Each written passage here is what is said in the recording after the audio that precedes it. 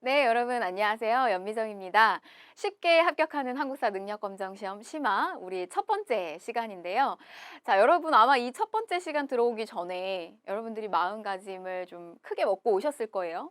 내가 이 한국사 능력검정시험을 반드시 단기간 안에 따리라. 이러면서 굉장히 큰 마음을 먹고 오셨을 텐데 처음부터 너무 에너지를 쏟지 마세요. 항상 공부를 하실 때는 처음과 끝까지 일정한 수준의 에너지를 쓰다가 마지막 시험장에 갈 때 자기의 이제 모든 에너지를 마지막에 쏟으셔야 되는데 보통의 이제 공부를 하시는 분들은 처음에 너무 많은 에너지와 너무 많은 꼼꼼한 계획을 세워서 이게 우리 작심삼일이라고 하잖아요. 3일도 못 가서 금방 얼마 안 돼서 이렇게 힘이 다 빠져버리게 되는 이런 상황을 맞이할 수가 있어요. 첫 번째는 선사시대 파트입니다. 여러분 너무 힘들이지 마시고요. 조금 이렇게 가볍게 워밍업 한다라고 생각하고 따라오시면 되겠습니다. 자, 그런데 여러분, 우리 본 수업 들어가기 전에요. 효율적인 학습을 위해서 여러분들 준비하셔야 될 게 있어요. 일단 첫 번째는 강의 시작 전에 항상 매 강의 시작 전마다 여러분들이 미리 교재 내용을 한 번쯤은 좀 살펴보고 오시는 게 좋습니다. 그러니까 이걸 꼼꼼하게 보라는 게 아니라요. 약 한 5분에서 10분 정도 내가 오늘 강의를 들을 거면 이제 들어야 되는 그 강좌 수만큼의 내용을 이렇게 한번 살펴보세요. 목차 정도만 보셔도 좋아요. 그러면 여러분들이 본 강의를 들었을 때 훨씬 더 이해의 속도가 빨라집니다. 그래서 꼭 그렇게 하셨으면 좋겠고, 그 다음에 이제 두 번째는 얇은 노트를 준비한다. 뭐 이것도 뭐 좀 거창하게 생각하실 필요는 없고요. 항상 이 한국사는 전체적인 흐름이 무엇보다도 중요해요. 안에 들어가 있는 작은 낱개의 어떤 여러 사건이라던가 개별적인 인물, 뭐 여러 가지 뭐 지엽적인 내용들을 여러분들이 너무 거기에 포커스가 맞춰져 있으면 막상 정작 굵직한 한국사의 전반적인 큰 흐름을 놓치는 경우가 있어요. 그래서 제가 본 내용을 들어가기 전에 이렇게 좀 굵직한 흐름의 내용에 좀 어떤 중심 포인트를 잡아 드릴 텐데 그런 내용들 여러분들이 간단하게 옆에다 좀 쓰실 수 있었으면 좋겠다라고 하는 겁니다.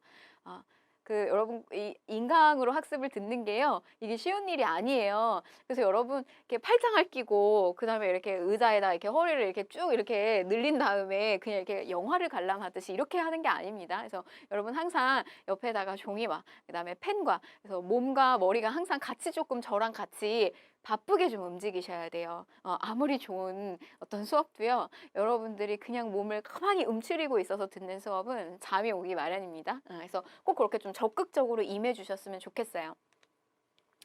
자, 그러면 선사시대 파트 좀 들어가 볼게요.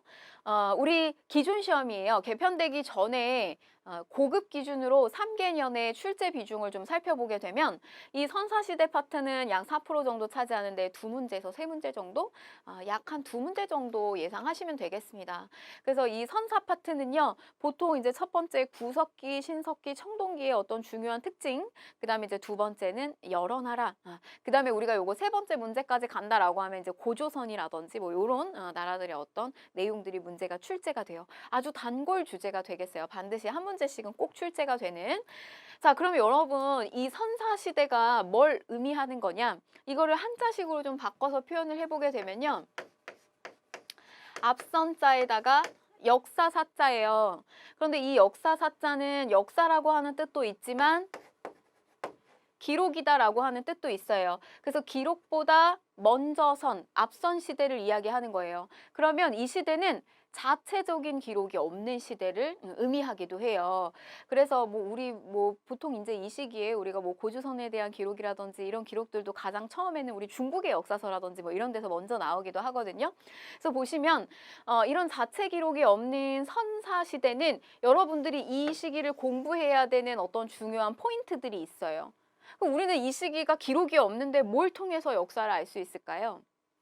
바로 유물과 유적입니다.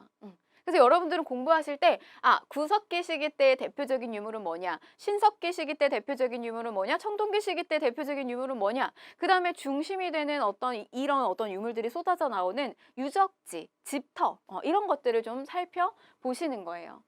자, 그 다음에 요게 이제 중요하고 그 다음에 이제 또 하나의 포인트가 되는 건 뭐냐면 우리가 역사를 전체적인 시대사적 흐름 말고요. 분야사적인 흐름으로 우리가 한번 공부를 해볼 수 있거든요. 그래서 이 역사를 분야사로 나누게 된다면 정치와 그다음에 경제와 그리고 사회, 그다음에 문화, 이렇게 나누어서 살펴볼 수가 있어요. 그런데 이 선사시대는요, 이 정치, 경제, 사회, 문화 중에서 가장 여러분들이 포커스를 맞춰야 되는 부분은 이 경제 파트예요. 아직 정치적인 어떤 시스템이 제대로 갖추어지지 않았어요. 그 다음에 사실은 경제적인 조건 자체가 사실 풍족하고 제대로 갖추어지지 않았기 때문에 문화사적인 부분은 조금 이루어지지 않았다. 그래서 여러분들은 이 경제적인 부분에 포커스를 맞춰서 이 부분을 공부하시게 되면 이 사회사까지 같이 한꺼번에 공부를 하실 수가 있어요.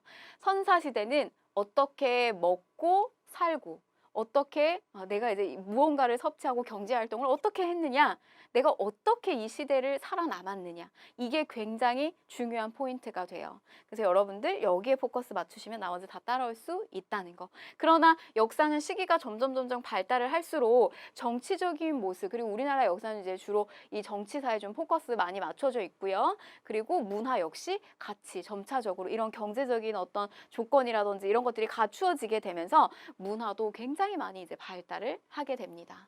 이 부분에 포커스 맞추시면 되겠고요.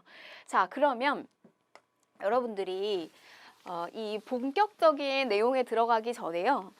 제가 이 시대를 좀 아우를 수 있는, 그리고 시대에 대한 어떤 구분을 명확하게 할 수 있게끔 좀 구성을 했어요. 그래서 보시면 이 세로축은 생산력의 발전을 보여주는 거고요.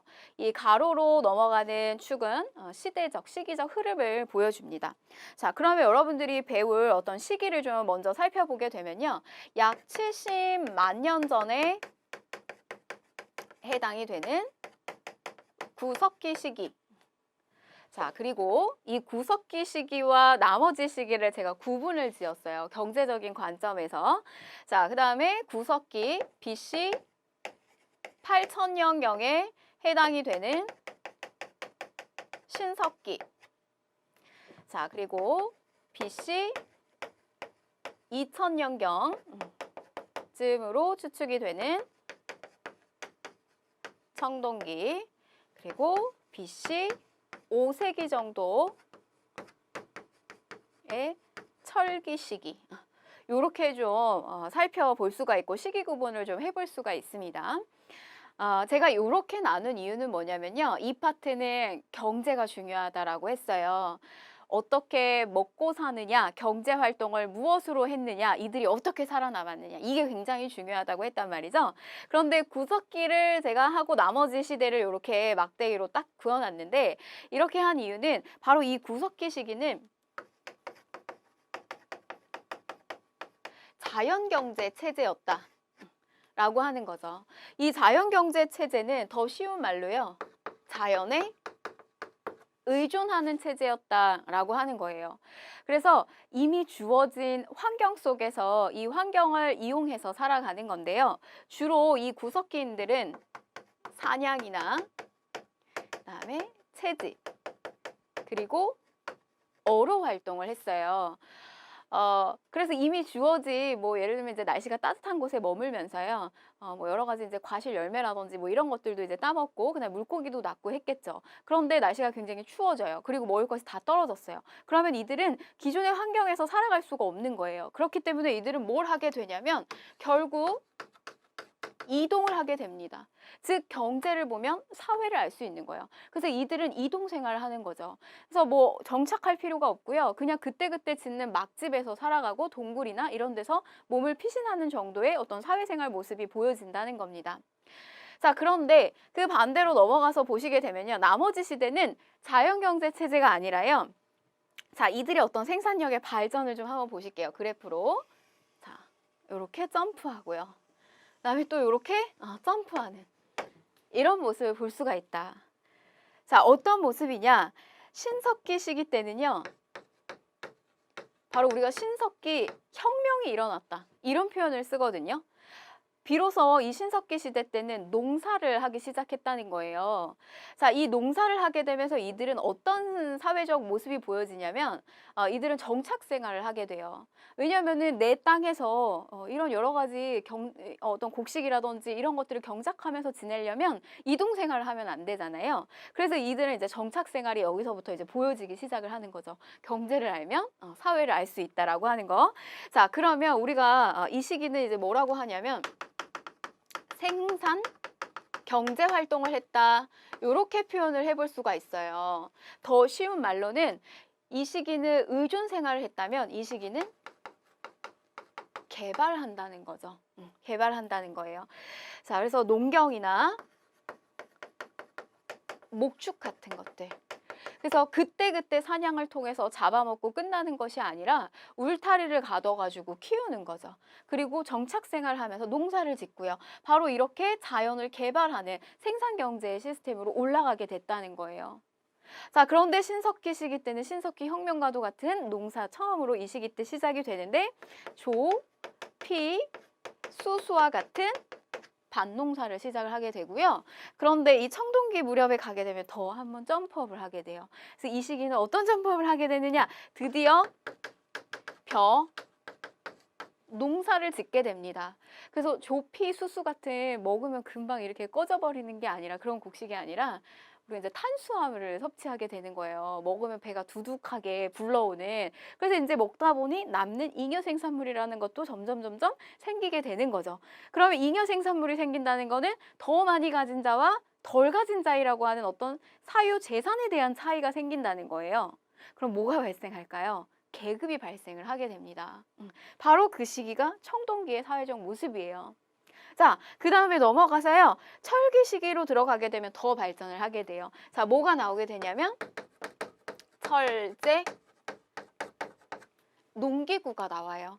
즉, 이 철제 농기구라고 하는 건요, 더 단단한 거예요. 그래서 저 단단한 철이라고 하는 게 본격적으로 유입돼서 들어오고 농기구가 활발하게 만들어지기 시작하면서부터는 깊이 가리가 가능해지죠. 그래서 땅을 깊이 갈고 이 땅 밑에 있는 지력을 끌어올릴 수가 있는 거예요. 그러면 농사는 점점 더 잘 되겠고 비옥한 토지를 통해서 이런 생산력에 대한 어떤 증가가 더 많이 이루어질 수 있겠구나. 라고 하는 걸 우리가 알 수 있게 됩니다. 그래서 기본적으로 여러분들이 배울 수 있는 어떤 구조적인 틀이에요. 그래서 이걸 머릿속에 꼭 담고 가시고 그 다음에 본격적인 내용은 이제 술술술술 이렇게 정리를 하시면 되겠습니다. 자, 그러면 이제 보도록 할게요. 자, 구석기. 자, 구석기 시기 때 도구가 무엇보다 중요하겠죠. 우리가 사냥을 하고 막 하려면. 그래서 보시면 뗀석기예요. 자, 우리가 이 뗀석기는 무슨 표현이냐면 그냥 이때는 만들어진 도구가 막 아주 정교하게 만들어지고 이런 게 아니에요. 큰 바위에서 뚝 돌을 떼어내는 거예요. 그래서 우리가 이때 그냥 뗀석기 이렇게 얘기하는데 보시면 주먹도끼, 대표적으로 주먹도끼, 돌날집게, 순배찌르기 뭐 이런 거, 팔매돌 뭐 이런 것들이 있다라고 하는데 얘를 하나만 조금 더 구분을 할게요. 어떻게 구분하시냐면 이 석기를 다듬는 어떤 기법에 따라서 구석기가 다시 전기와 중기와 후기로 나눠서 살펴볼 수가 있습니다. 우리한테는 그냥 그 짱돌이 그냥 돌 아닌가 뭐 이렇게 생각할 수도 있겠지만요. 이들한테 이 어떤 그 돌을 이렇게 다듬는 수법 그리고 용도가 점점 달라진다라고 하는 건 인류의 어떤 이 뇌가 굉장히 이게 발달을 하고 있다는 거거든요. 자, 그래서 보시면 주먹도끼와 같은 요런 뭐 집게 뭐 이런 것들이 이제 나오는 요 시기 주로 하나의 어떤 이 도구가요. 다양한 용도, 이 맥가이버 칼처럼 이렇게 다양한 용도로 쓰이는 시기. 바로 요 시기가 전기의 모습이고요. 자, 그 다음에 이제는 하나의 도구가 하나의 쓰임새만 가져요. 그래서 뭐 이 시기는 하나의 도구를 가지고 자르고 찌르고 뭐 껍데기를 까고 이런 걸 다 같이 했다면 이 시기는 자기들이 해야 되는 역할이 하나씩 정해져 있는 거죠. 자, 요 시기는 중기. 자, 그 다음에 후기쯤 가게 되면요. 조금 더 이제 날카로운 여러 가지 일정하게 이렇게 쐐기를 박아가지고 일정하게 조각내서 다듬어서 내놓는 어떤 이런 순배찌르개와 같은 격지 같은 것들이 나오게 돼요. 그래서 보시면 자, 요게 이제 구석기 후기에 보여지는 순배찌르개라고 하는 건데 쓴배찌르개는 이 밑에 있는 요 부분을 우리가 쓴배라고 하는데요. 이 부분은 나무 막대기가 있으면 이 나무 막대기와 이 쓴배 부분을 연결시키는 이렇게 이어서 쓰는, 나중에 이제 보면 돌창과 같은 역할을 하게 돼요. 그래서 이걸 우리가 다른 말로 뭐 이음 도구다, 이렇게도 이야기를 합니다. 도구가 굉장히 이제 점점 발달을 하게 되는 거죠. 자, 그 다음에 경제생활 보실게요. 열매를 채집하고 사냥하고 어로 활동을 하게 된다. 여러분, 사냥이 되게 중요해요. 뭐 단백질이라든지 지방 이런 것들 섭취하기도 해야 하지만 인간이 반드시 필수적으로 섭취해야 되는 염분, 동물의 피를 통해서 염분을 섭취하기도 한답니다. 그래서 이런 것들이 사실은 필수적인데, 근데 저 사냥은요, 물이 떼지어 다녀가지고 뭔가 뭐 거대한 이런 코뿔소나 맘모스 같은 거를 이렇게 잡으려고 무리지어서 막 다니는데 허탕치는 날이 되게 많았어요. 그렇기 때문에 반드시 어떤 경제 생활이 보완이 되냐면 열매 채집한다든지 그 다음에 어로 활동, 이런 것들이 반드시 쫓아다니게 되어 있어요. 그래서 이 구석기 시기는 사냥, 열매, 어로와 같은 이런 활동을 이제 많이 하게 된다라고 하는 거고, 그래서 이것들이 떨어지게 되면 이동 생활을 또 해야 되겠죠. 동굴이나 막집, 그때그때 짓는 막집에서 거주를 하게 됩니다. 정착할 필요가 없는 거예요. 자, 무리지어서 다니죠. 자기의 몸을 보호하고 사실은 굉장히 무섭죠. 힘이 없고 이 시기는. 그리고 도구도 발달되지 않았기 때문에 개별적으로 움직이는 것이 아니라 떼지어서 무리지어서 다녀요. 그래서 무리지어서 이동 생활을 하게 되고요. 그리고 경험이 많고 지혜로운 사람이 지도자가 됩니다. 우리가 이런 표현을 쓰거든요. 계급이 나타나기 전까지 지도자는 있는데 지배자는 없다. 이런 표현을 써요. 그러니까 연장자라든지 경험이 많은 사람들이 이들을 이끌고 가기는 하지만 이들을 군림하는 지배자는 아직은 나타나지 않는다는 이야기예요. 자, 그 다음에 예술 활동이 있었을까요? 네, 예술 활동이 있었어요. 그래서 곳곳에 가끔가다 이제 나오는 유적지에서 발견이 되는 코뿔소 뿔에서 사람의 얼굴을 이렇게 조각한다든지 뭐 이런 동물의 뼈, 특히 이런 데서 조각품 같은 것들, 바위라든지 이런 데 고래 물고기 같은 것들이 새겨져 있는 것들이 좀 보여집니다. 자, 주요한 유적지는요, 대표적인 유적지를 좀 여러분들이 아실 필요가 있는데, 충남 공주 석장리예요. 남한에서 최초로 발견된 구석기 시대 유적지인데, 저 공주 석장리가 가지고 있는 특징 중에 하나는 구석기 시기 때 유적지가 전기, 중기, 후기, 이 전 시대를 아우르는 구석기를 전부 다 품고 있는 유적지인 거예요. 말하자면 이제 구석기의 백화점 같은 뭐 그런 걸 이렇게 생각하시면 되겠고, 그 다음에 이 경기 연천 전곡리, 빼놓을 수가 없습니다. 경기 연천 전곡리. 아슐리안형 주먹도끼가 출토되었다. 자, 이게 굉장히 학계에 아주 큰 쇼킹을 안겨줬던 사건인데요. 이게 아슐리안형 주먹도끼예요. 우리가 이걸 뭐라 하냐면 양날 핵석기. 그러니까 양쪽을 다 다듬은 수법이 보여지더라. 그래서 양쪽을 다 사용을 할 수가 있다더라.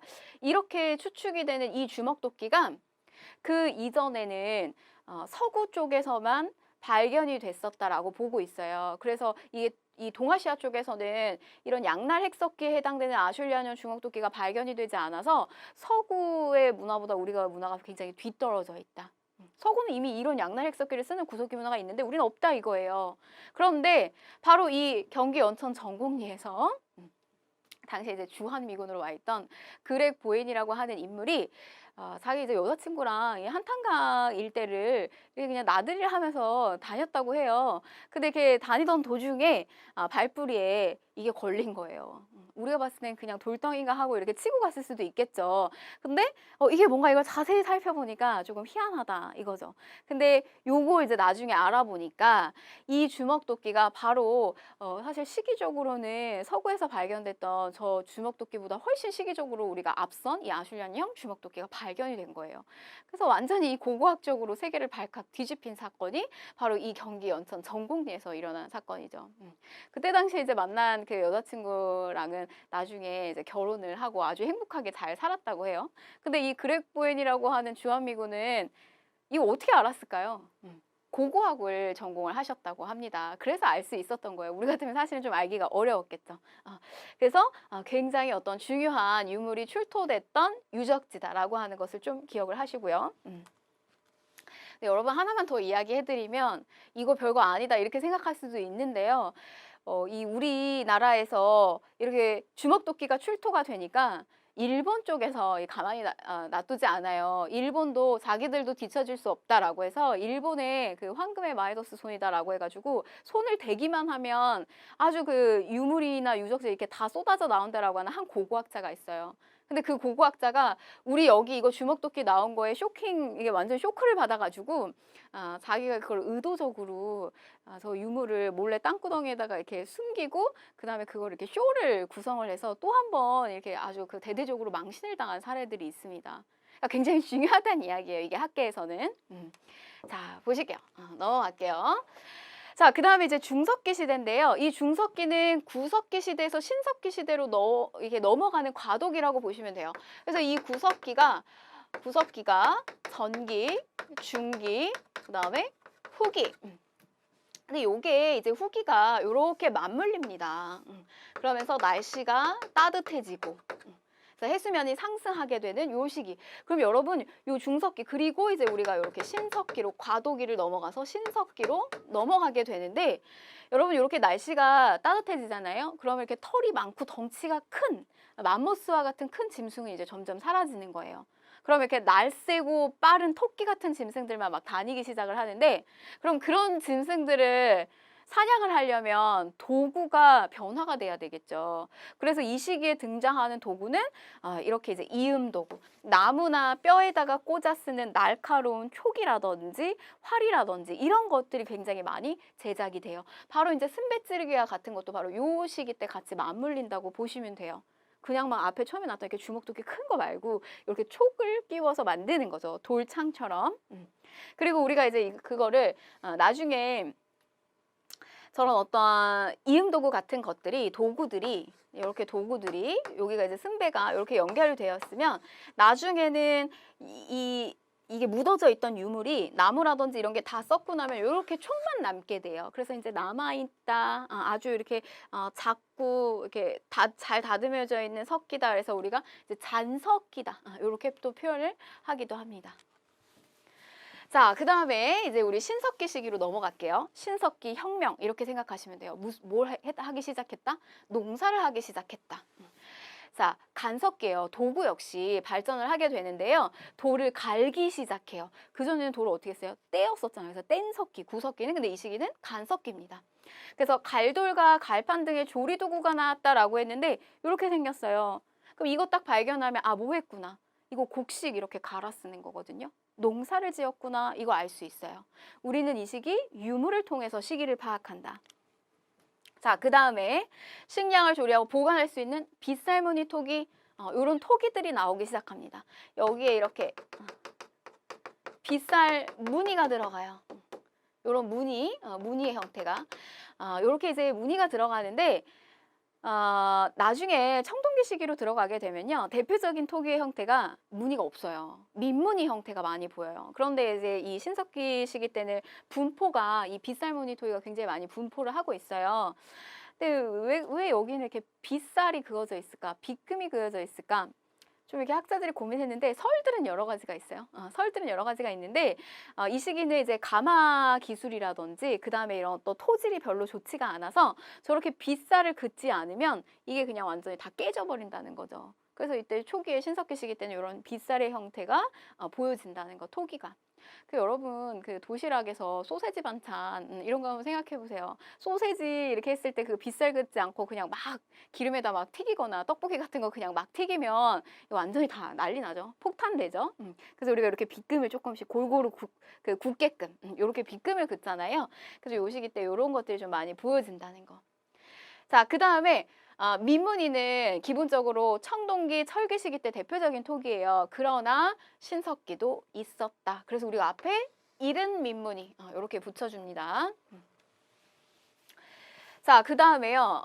수공업, 원시 수공업의 형태가 보여져요. 그러니까 옷 같은 거, 옷감을 짜서 만들어 입었구나 이런 거 알 수 있는데 가락바퀴와 뼈바늘 같은 거 보여집니다. 그래서 가락바퀴고요. 여기다가 이제 이렇게 실어서 이렇게 실을 쭉 뽑아서 쓰는 거고요. 그 다음에 동물의 뼈를 이용해서 바늘을 통해서 이제 옷을 만들어내는 작업, 원시 수공업도 신석기 시기 때 보여집니다. 자, 농사를 지으니까 정착 생활을 하겠죠. 그래서 농경, 목축. 그런데 이들이 저렇게 이제 말하자면 정착 생활을 하는데 위치가 좀 어디에 있느냐? 위치는 강가나 강줄기를 따라서 또는 바닷가. 그럼 여러분 여기서 여러분들이 알 수 있는 게 있어요. 물론 이 시기는 농사를 짓기는 했지만 농사가 주는 아니었구나 이런 걸 알 수가 있어요. 왜냐하면 정착하는 곳이 강가나 바닷가가 많았단 말이죠. 여기서 뭐 하려고요? 여기서 물고기 잡으려고. 그렇기 때문에 아직은 농경이 시작은 됐지만 막 이렇게 이게 나의 어떤 우리의 주된 경제 활동으로서의 역할을 차지하기에는 아직 좀 부족함이 많이 있었단 이야기예요. 자, 움집을 만들어서 생활을 했는데 중앙에 화덕이 있었다는 거. 자, 중앙에 화덕이 있어요. 그리고 원형, 반형 약간의 이렇게 반지하 형태로 들어가 있고 이렇게 중앙에 화덕이 있는 형태. 이렇게 올라가겠죠. 그래서 4명에서 5명의 한 가족이 거주할 수 있는 크기로 제작이 되었다. 여러분 혹시 이제 뭐 서울 쪽에 살고 계신 분들 중에서 대표적으로 서울에 안에 있는 이 신석기 시기 때 유적이 있습니다. 그 암사동 선사 유적지가 있어요. 그래서 거기 보면 이런 움집 터가 있어요. 실제로 저도 여기 이렇게 안에 이렇게 들어가 보기도 했는데, 뭐 굉장히 이렇게 공간이 이렇게 아늑하고 생각보다 이렇게 굉장히 커요.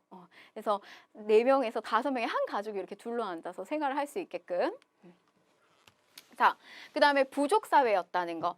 혈연을 바탕으로 하는 시족이 구성되어 있는데 이 시족은 혈연으로 묶여 있어요. 그래서 이 시족과 그 다음에 또 다른 쪽에 시족, 혈연으로 묶여져 있는 이 시족과 시족이 뭐 혼인을 하는 뭐 이런 형태가 보여지겠죠. 그래서 이렇게 또 부족이 형성되는 모습도 보여지고요. 평등사회였다, 아직은. 그래서 여전히 이 시기는 지도자는 있지만 지배자는 없었다. 평등한 공동체 생활. 자, 그 다음에 신앙이 있었을까요? 네, 신앙이 있었습니다. 그런데 여러분, 그러니까 이 신앙도 여러분들이 뭐랑 연결 지으시면 되냐면 경제, 이 농경하고 연결을 지으시면 돼요. 이 그러니까 농사를 잘 지으려면 날씨에 굉장히 민감해야 된단 말이죠. 그러니까 날씨에 관심이 많아야 돼요. 그래서 농사를 잘 짓기 위해서 오늘은 뭐 비가 오려나, 오늘은 좀 햇볕이 아주 이렇게 따뜻하게 쬐었으면 좋겠고, 우박이나 이런 거 오지 않아야 되고, 그러면 어떻게 하냐면 하늘에 계속 기도를 드리는 거죠. 비가 오게 해주세요. 그래서 이 시기에는 이러한 어떤 농경 사회였던 이 신석기 시기 때에 어떤 원시 신앙이 나오지 않았을까 이렇게 보고 있어요. 자연 만물의 영혼이 있다고 믿는 애니미즘, 그리고 특정 동식물의 부족의 기원과 연결하는 어떤 토테미즘, 곰호랑이, 우리의 이제 고조선 신화에서도 볼 수 있고요. 그 다음에 또 무당, 샤머니즘 같은 이런 주술들도 있었구나. 자, 예술활동 역시 보여집니다. 조개 껍데기 가면이 발견됐는데 이 조개 껍데기 발견이 이 조개 껍데기가 있는데 막 여기 이렇게 얼굴 모양 이렇게 가면으로 씌어 있는 거 이런 것도 있고요. 그다음에 이제 칠해거리 이런 건 뭐냐면 동물의 뼈나 이런 걸 가지고 뭐 우리 오늘 뭐 귀걸이 하고 목걸이 하고 하잖아요. 근데 이들도 동물의 이빨, 그다음에 뼈 이런 걸 가지고 이제 목걸이로 만들어서 막 이렇게 치장을 하고 다닌 거겠죠. 이런 어떤 모습들이 보여지고요. 자, 대표적인 유적지 보실게요. 서울의 암사동. 아마 이제 서울 쪽에 살고 계신 분들은 잘 알고 계실 거예요. 서울 암사동. 또 제주는 제주 환경의 고산리. 그래서 여기서 움집터 많이 발견됐고요. 또 여기에 이른 민무늬 토기. 요거 역시 신석기 시기 때 유적지. 자, 그 다음에 황해도 봉산 지탐리. 자, 여기서는 뭐가 발견됐냐면요. 탄화된 좁쌀이에요. 탄화미가 아니에요, 여러분. 탄화된 좁쌀. 이거는 피, 수수, 아직 이제 밭농사에 해당되는 이런 것들이 발견이 됐습니다. 여러분들이 중요한 유적지는 좀 기억을 하시는 게 좋은데요. 실제 시험에서 나올 때 조금 난이도를 좀 낮춘다라고 하면 이게 신석기 시기 때 유적이다라고 하는 특징들을 다 줄 거예요. 그러니까 뭐 탄화된 좁쌀이라든지 움집이라든지 중앙에 화덕이 있는 움집이라든지 뭐 이런 식의 어떤 힌트를 주게 됩니다. 자, 그러면 우리가 이제 문제를 좀 하나 풀어보도록 할게요. 가시대의 생활 모습으로 옳은 것을 골라라 라고 했습니다. 요거 이제 구석기 시대 관련한 문제고요. 45회 고급 기출이라고 보시면 되겠고요. 가시대를 대표하는 주먹도끼와 함께 몸돌, 격지, 집게 등 160여 점의 다양한 유물이 출토되었습니다. 여러분 그래서 이렇게 유적지는요. 뭐 경상북도 예천군 삼강리 유적지 이렇게 다 몰라요 저희가. 근데 여기서 알 수 있는 거 이런 것들 힌트를 줍니다. 주먹도끼와 함께 몸돌, 격지 집게. 그래서 요 시기는 구석기 시기구나라고 하는 거 알 수 있어요. 자, 1번 보실게요. 가락바퀴를 이용하여 실을 뽑았다. 원시적인 수공업의 형태가 보여지는 거 요거는 신석기. 자, 2번 주로 동굴에 살면서 사냥과 채집을 하였다. 그렇죠. 정답은 2번이죠. 구석기입니다. 자, 3번 거푸집을 이용하여 세형동검을 제작하였다. 이거는 이제 우리가 배울 거예요. 그래서 요거는 이제 거푸집이라고 하는 게 나오면서 우리만의 어떤 청동 제품을 만들어내기 시작하는데 요거는 이제 철기 시기. 자, 4번 빗살무늬 토기를 만들어서 식량을 저장하였다. 신석기. 쟁기, 새스랑 등의 철제 농기구 나오네요. 요거는 철기. 자, 다음 문제 보실게요. 대표적 문항 좀 몇 가지만 뽑아서 봅니다. 다음 전시회에 전시될 유물로 적절한 것을 보기 위해서 고른 것은 했어요. 쭉 보게 되면 뭐 환경의 변화 속에서 사람들은 새로운 도구와 기술을 개발하고 농경을 어떻게 했다고요? 시작하였다. 근데 농경이 완전히 이제 발달되고 그런 건 아니고요. 어떤 초보적인 형태의 농경 모습이 보여지기 시작했다는 거죠. 그래서 요거 역시 요거는 이제 신석기 시기 때 문제입니다. 자, 그럼 신석기 시기 때 대표적인 유물. 우리는 선사시대 유물 본다. 자, 기억 보세요. 갈돌, 갈판이죠. 농경 사회를 보여주는, 그 다음에 니은, 원시적 수공업 형태를 보여주는 가락바퀴. 그래서 정답은 기억하고 니은이 되겠죠. 자, 나머지 디귿하고 리을 보시면 이 디귿은 미송리식 톡입니다. 우리 배우게 될 거고요. 그 다음에 요거는 비파형 동검. 그래서 둘 다 청동기 시기 때 유물에 해당이 됩니다. 그래서 정답은 기억하고 니은이 되겠어요. 자, 그러면 이어서 청동기하고 철기 시기 들어가 보도록 할게요. 자, 청동기 시기는요. 기원전 2000년에서 약 한 1500년 전경부터 이 청동기가 보급되기 시작을 했다. 근데 이 청동이라고 하는 제품은 구리에다가 이제 주석이랑 아연을 좀 섞어가지고 좀 단단하게 만든 건데요. 굉장히 사실은 우리나라 땅에서 구하기가 어려워요. 그러니까 양이 되게 적고, 그래서 말하자면 아주 이렇게 그러니까 그 구하기가 어렵고 희소성이 있다라고 하는 것은 아무나 누구나 다 가질 수 없다는 얘기랑 같아요. 자, 바로 이제 요 청동기가 보급되는 요 무렵부터 또 사회 규모가 확대되면서 최초의 국가인 고조선도 출현을 하게 되었다라고 하는 건데, 자, 보시면 이 청동기는 제작도 어렵고 구하기도 어려워서 주로 의식을 행할 때 쓰는 도구나 그 다음에 무기로 사용을 했다는 거예요. 그래서 주로 저거는 이제 이 시기에는 계급이 발생을 하기 때문에 지배자가 누릴 수 있는 어떤 여러 가지 장신구라든지 그 다음에 무기라든지 이런 데 저 제품을 쓰기 시작을 했다는 거죠. 자, 청동기 시기 때 이제 대표적인 도구로는 비파형 동검이 있어요. 그래서 비파형 동검으로 이렇게 비파 모양을 닮은 검이 있습니다. 비파형 동검, 청동 제품이고요. 그 다음에 이제 거친 무늬 거울, 무늬인데 이제 무늬가 거친 무늬 형태의 거울이고요. 또 청동 거울이라든지 방울 같은 것들. 저런 것들 이 시기에 이제 군장들이 아주 언덕 위에 높은 곳에 올라가서 일부러 햇볕을 비치는 곳에다가 저 청동 방울하고 이런 어떤 청동 거울이라든지 뭐 이런 것들을 다 몸에다 장신구를 매달고 이렇게 올라가는 거예요. 그러면 너희와 나는 좀 다르다라고 하는 어떤 지배자와 피지배자에 대한 이런 어떤 계급의 구조를 더욱더 사실은 뭔가 만들어줄 수 있는 그런 또 무기가 되겠죠. 그러니까 그냥 쉬운 예로 우리가 금이라고 생각을 하시면 되겠어요. 금, 누구나 이렇게 쉽게 가질 수 있는 게 아니라 결국 돈이잖아요. 돈. 그래서 이런 것들은 이제 지배층이 누릴 수 있었다는 거. 자, 그 다음에 그러나 여러분 보세요. 그러나 여전히 농기구는 뭘 쓴다는 거예요? 석기를 쓴다는 거예요. 그 중에서 이제 대표적인 게 이 반달 돌칼이에요. 반달 모양으로 되어 있는 돌칼인데요. 이렇게 구멍이 뚫려 있어요. 그럼 여기다 이렇게 새끼줄을 걸어가지고 이삭할 때, 이렇게 벼 같은 거 이삭하고 할 때, 고를 때 썼습니다. 왜냐하면 청동기는 어떻기 때문에 귀했기 때문에. 그래서 여전히 저걸 이제 우리가 금으로다가 농사 짓지 않잖아요. 그래서 이때는 여전히 농기구로서는 이렇게 돌을 썼다는 거예요. 석기를 썼다라고 하는 거. 대표적으로 반달 돌칼이 있었다는 거. 자, 그 다음에 역시 톡이 있겠죠. 대표적으로 이제 송국리식 톡이 미송리식 톡인데 뭐 저런 이제 앞에 송국리식, 미송리식 붙는 거는 저기 이제 유적지의 명칭을 갖다가 붙인 거예요. 근데 형태는 전부 다 이 청동기시기 때는 뭐가 유행을 했다? 민무늬의 형태의 토기가 많이 보여지더라. 미송리식 토기 같은 경우는 조금 특이합니다. 어떤 형태를 띠고 있냐면요. 이렇게 손잡이가 달려있는 토기예요. 자, 그 다음에 붉은 간토기, 요것도 이제 붉은 색깔의 색을 띠는 톡인데 저거는 간톡이에요, 여러분. 유약을 바른 형태가 아니라 이렇게 갈아가지고 윤을 낸 저런 붉은 간토기 같은 것들이 보여지고요. 자, 그 다음에 이제 경제생활. 자, 어디가 중요하다? 경제가 중요하다. 여러분, 경제가 중요합니다.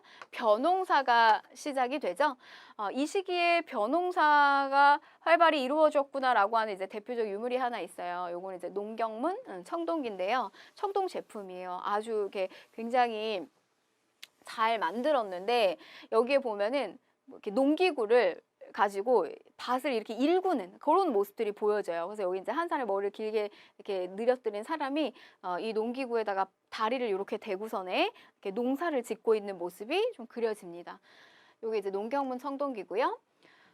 주거 생활을 보시면 여전히 이제 우리가 신석기 시기 때부터는 정착 생활을 하겠죠. 그래서 강 주변에 언덕이나 구릉에다가 칠학을 형성한다는 거예요.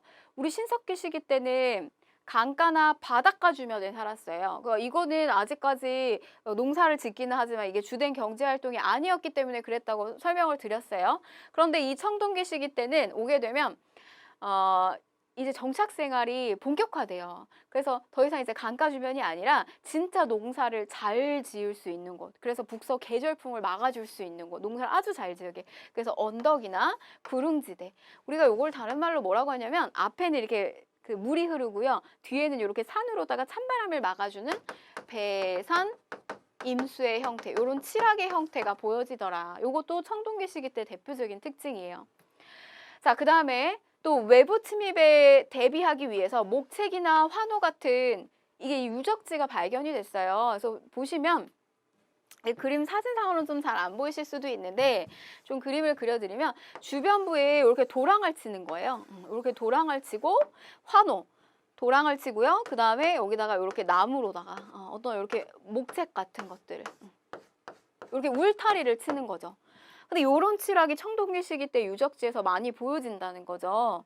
그럼 이런 게 왜 청동기 시기 때는 보여질까? 생각을 해보면 지킬 게 있다는 거예요. 즉 뭐냐면 사유재산이 이제 생기기 시작을 했다라고 하는 겁니다.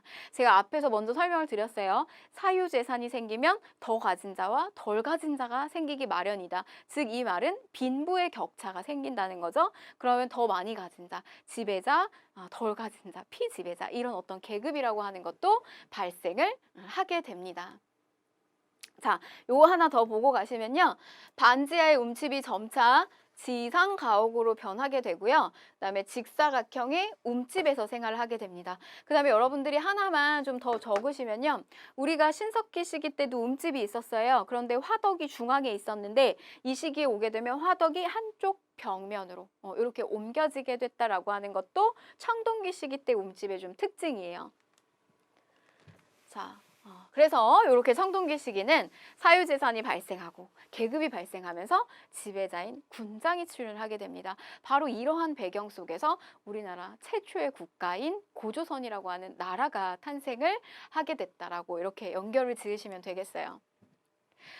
자, 그 다음에 또 하나 이 시기가 계급사회다라고 하는 것을 보여주는 대표적인 무덤이 있어요. 고인돌이에요. 말 그대로 돌을 어떻게 했다는 거예요? 고였다는 뜻이에요. 그 실제 얘는 만들 때 실제 이 고인돌은 만들 때요. 이게 모래 언덕에다가 흙의 언덕에다가 이렇게 다리를 이렇게 고인 형태예요. 그래서 여기에 이제 많은 사람들이 이 덮개돌을 쭉 끌어올리는 거죠. 그래서 여기다가 이렇게 덮개돌을 끌어올리고 나중에 이 모래를 이렇게 걷어내는 형태. 이게 바로 이제 고인 돌이에요. 근데 이 고인돌의 무게가 정말 많게는 몇백 톤에까지 이른다고 해요. 근데 여러분 승용차 한 대 있잖아요. 이 승용차 한 대를 1톤이라고 우리가 보게 되면 이 승용차 한 대 그때 당시에 뭐 성인 남성들이 승용차 한 대 이렇게 옮긴다라고 하면 한 10명 정도가 이렇게 옮겨야 된다 이렇게 보거든요.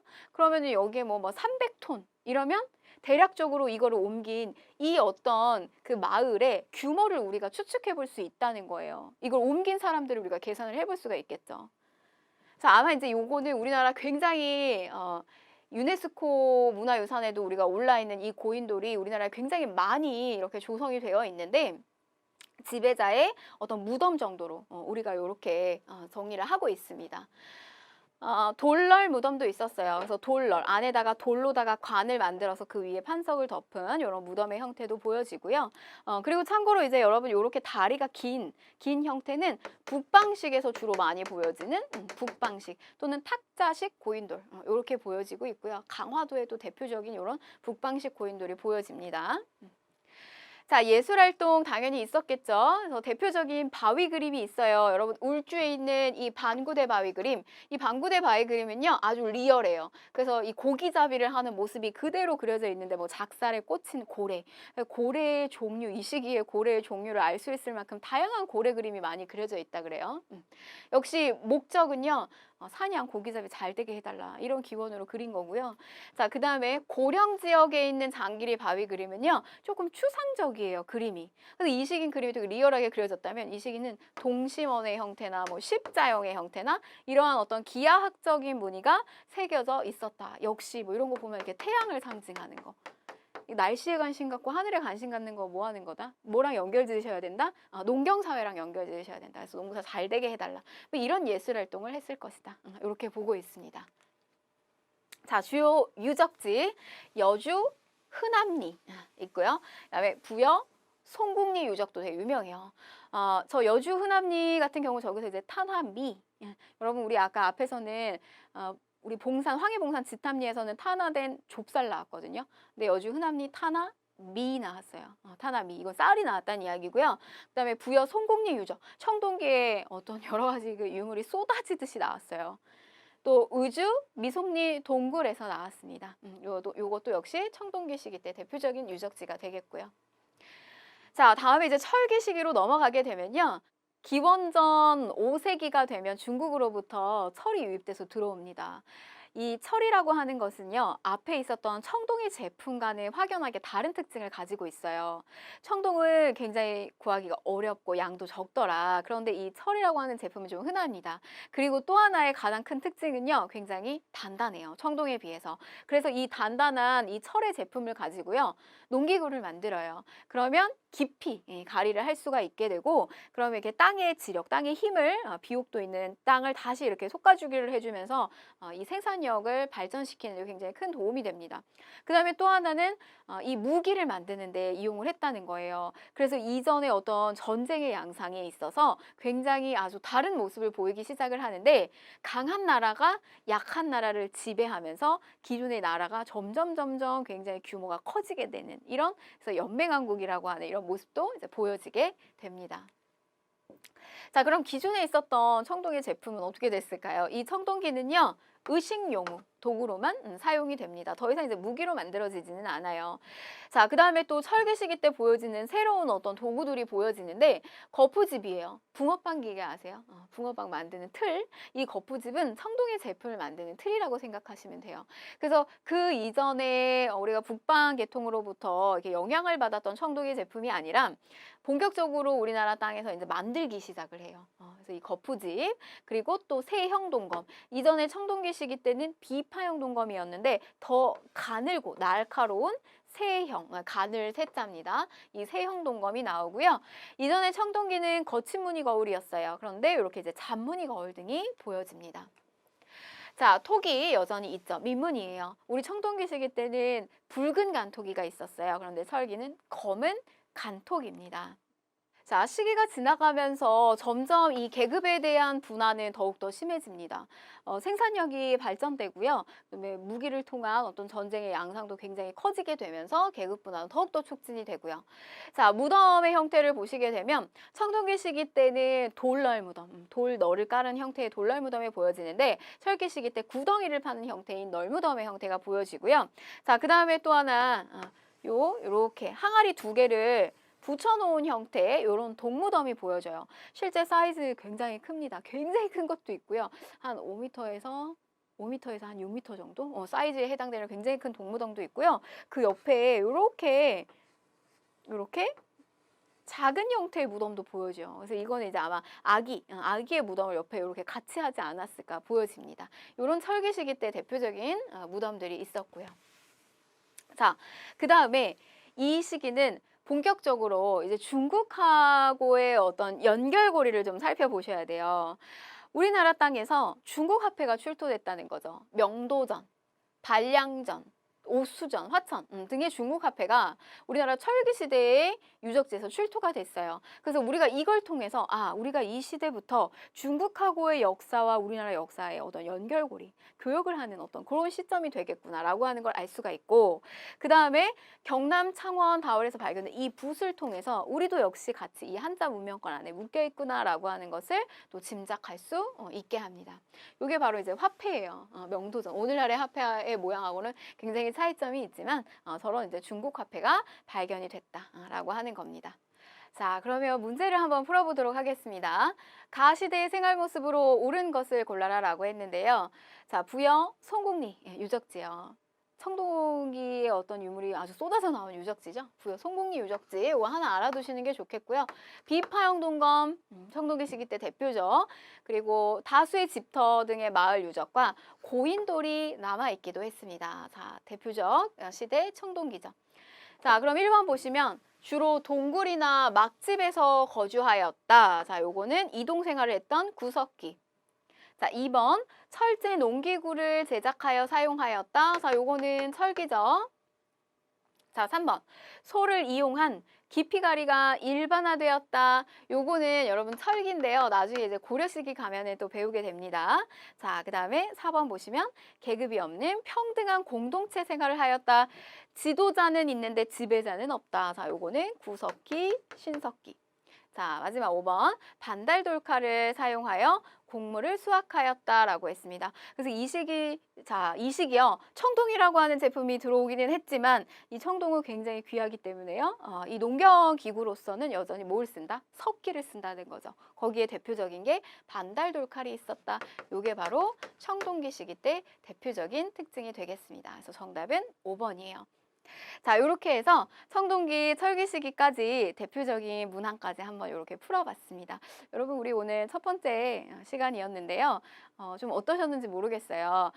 좀 수월하게 좀 공부를 하시고요. 너무 어렵지 않게 첫 출발은 좀 가볍게 하셨으면 좋겠습니다. 복습 잘 하시고요. 다음 강의에서 뵙도록 하겠습니다. 고생하셨습니다.